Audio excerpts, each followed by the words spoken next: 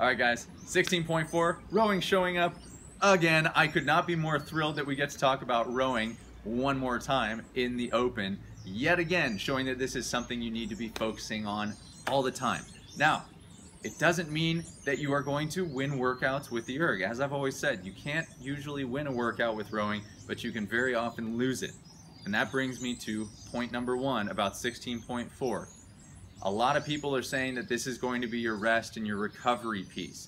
However, you are punished when you are rowing on the Concept 2 machine for not pushing hard when it comes to calories. You actually end up rowing more meters if you go slow.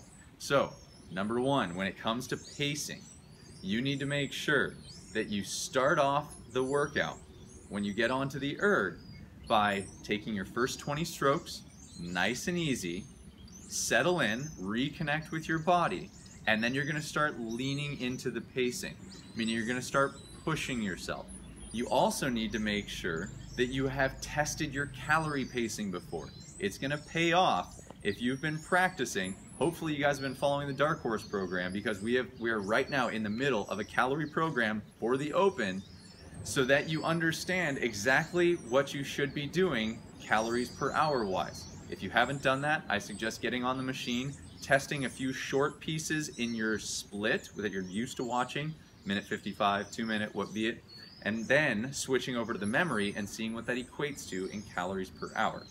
Now, with that being said, you also need to know that because deadlifts come first, you're going to hit those 55 deadlifts at a pretty heavy weight. I don't care how strong you are, how efficient you are, you have a lot of early hip opening there. That means that your posterior chain is going to be smoked. Okay? Understand that that early hip opening is going to really tire your system out. So those of you that are used to rowing by swinging the hips open first, this is going to be very detrimental to you. You need to make sure that you are using the legs to push the machine away and get comfortable with that. Okay? So when it comes to the deadlift, after that deadlift, you're going to then move to the wall balls. The wall balls, you got 55, yeah, it might tire your quads out a little bit. But what you need to understand is that going into the row, you cannot use it as a recovery. You need to make sure that you just settle in early and then push after you get through those first 20 strokes. Finally, we need to make sure we're not using a sprint start. A lot of you have practiced the sprint start that I teach. This is not a workout where you're using it.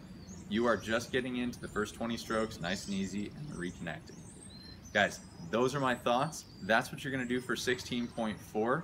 If you haven't been following Dark Horse Rowing and our calorie program, sorry, but do your best to tune into calories early and do it soon. You don't want to get into this workout and be shocked when you're taking a slow piece on the row and it punishes you in the long run. Okay? Good luck, guys. 16.4, go hit it. Rowing in 2016. Loving it.